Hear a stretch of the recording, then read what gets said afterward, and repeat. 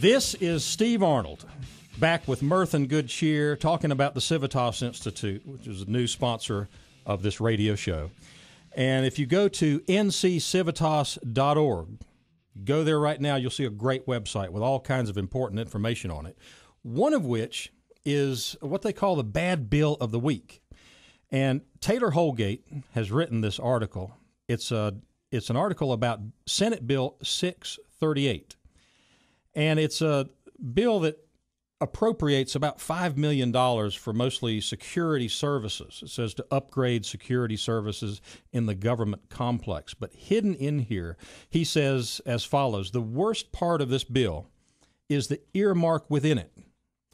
If the security bill passes in its current form, it would fund a $1 million covered walkway from the legislative building to the legislative office building.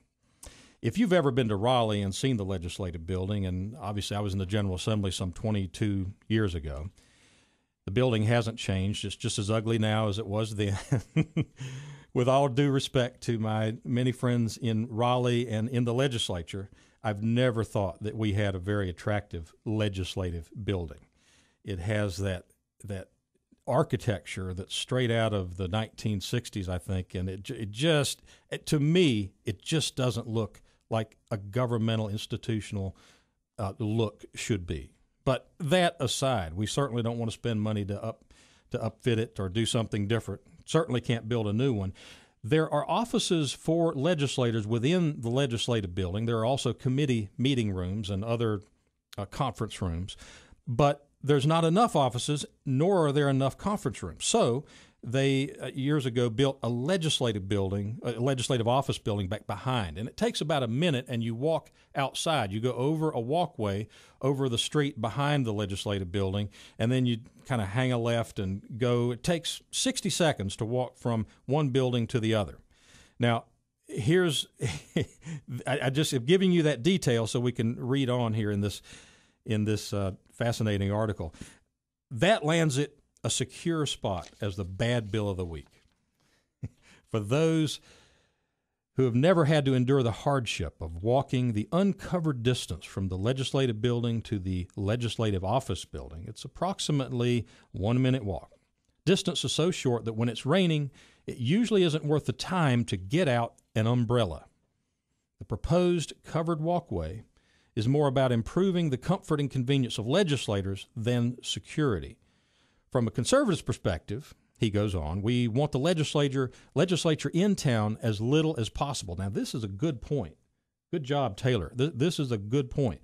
They are a citizen legislature, supposed to be in town as little as possible. So from a conservative's perspective, we want the legislature in town as little as possible. So if this bridge to nowhere, quote unquote, makes it comfortable for them to be here, it's definitely not a good idea.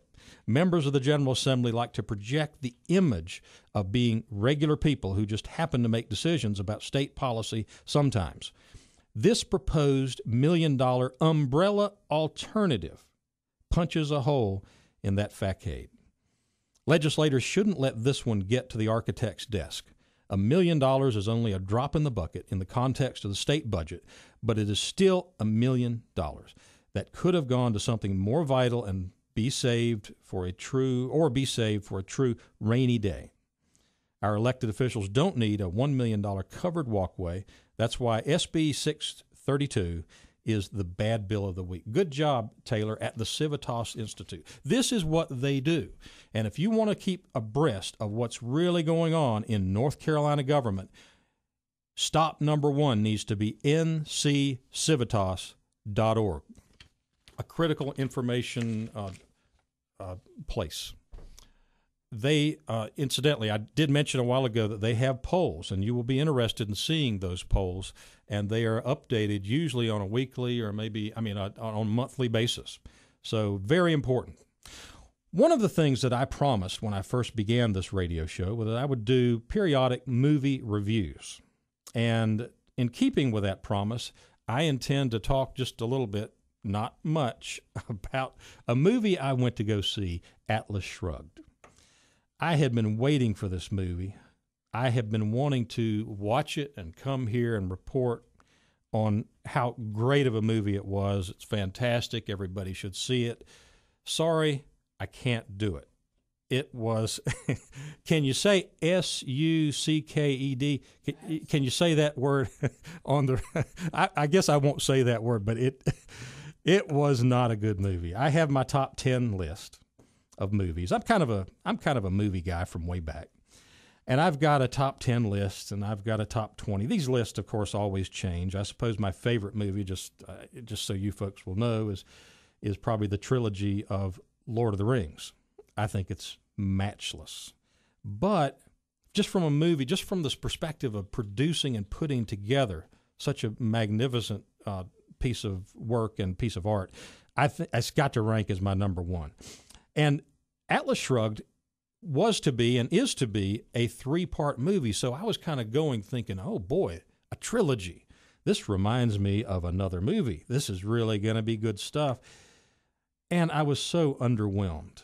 Sorry, I hate to say it. I know conservatives have a soft spot for Ayn Rand.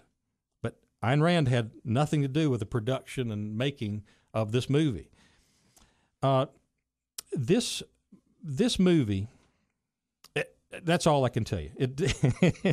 That's not much of a review. The photography was good. Special effects weren't much. The credits looked good. The music was kind of boring and predictable. Does that sound like a movie review now? It's not. I'm sorry. It's not worth. It's only worth seeing if you hope to bump up the numbers at the Cineplex enough so that they will produce movies 2 and 3. Because I kind of hope that they do. Maybe those movies will make the first movie more worthwhile. But as just a standalone movie, it's probably not worth your time. It is playing at the Four Seasons Movieplex, and so, but it gives me a chance to kind of segue into a little bit about Ayn Rand, because this was truly a fascinating woman. Ayn Rand was born in 1905. She grew up in Russia. She was an immigrant from Russia, but she was born in St. Petersburg, which, no, that's not the one in Florida. This is St. Petersburg, one of the major cities of Europe. St. Petersburg that became Leningrad. And when she was about 12 years old, 1917 in Russia happened. And 1917 was such a horrendous year. The revolution, of course, the first revolution was in March of that year, and Kerensky's government, she supported Kerensky. But of course, she's 12 years old.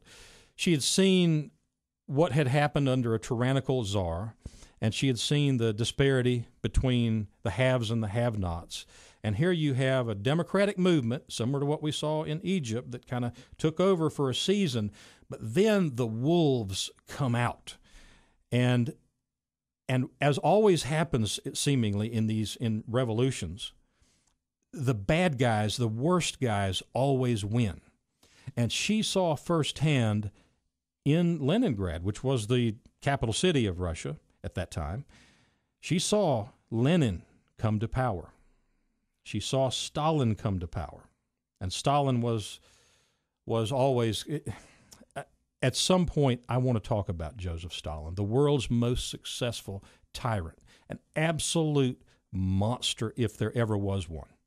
And here you've got this little girl, extremely intelligent, Ayn Rand, and she sees these monsters, and she sees one of the greatest cities and a fantastic country, but one of the greatest cities that she lives in, turned into a place where people are literally starving on the streets. She left Russia in the late 1920s after Stalin had firmly established his power and was killing people as often as he could.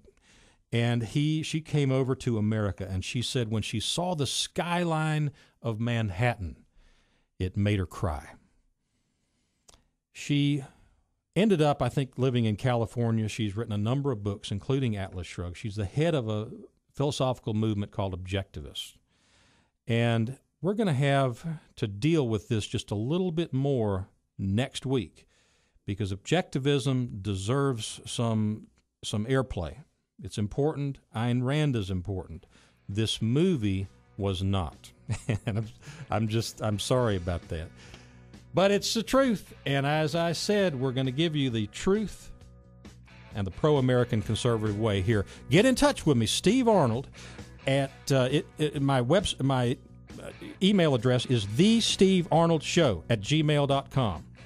And until next time, this is Steve Arnold. Be good.